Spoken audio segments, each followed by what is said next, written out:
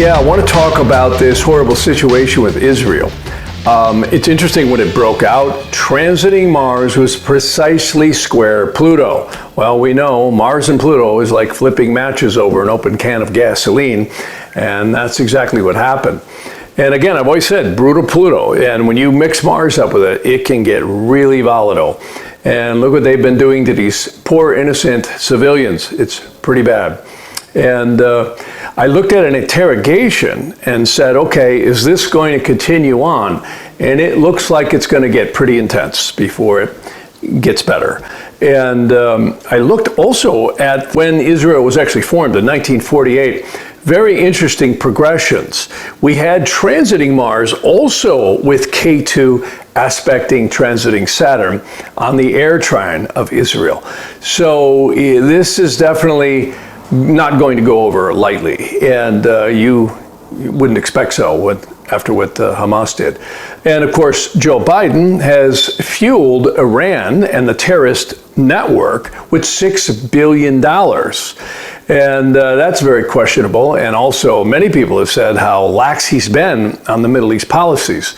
And of course, it's been encouraging this stuff, as well as in Ukraine, Russia, China, etc.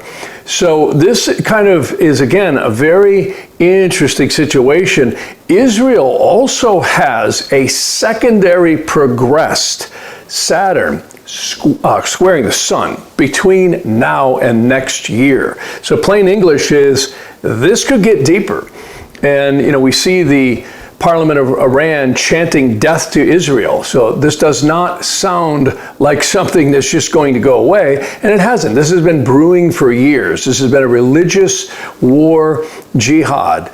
In fact, I've had a couple of really prominent clients in the military, and one in particular was a commander who told me that one of the bigger fears in the Pentagon is a worldwide terrorist cell jihad going off in different countries. And of course, we've seen the infiltration of Europe, we've seen the infiltration of many different countries, but mainly for us here in the United States, we've seen a lot of these terrorists coming through the borders and secret networks. So we could also see, if the United States engages with Israel, which is very likely to do so, backing it, we may see some real trouble here on U.S. soil with terrorism. And, you know, these are coordinated efforts. And, you know, many people have been fearful of the dirty uranium that was all escaped out of the Russia dissolution when the Soviet Union dissolved. And that's been around for a long time. And we know Iran has been refining uranium. And if they get a bomb, they're going to use it.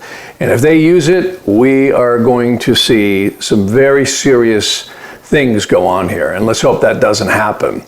But again, this kind of dovetails with what we've been talking about in the podcast, because I think this affects not only the United States, but the entire world in many, many different ways.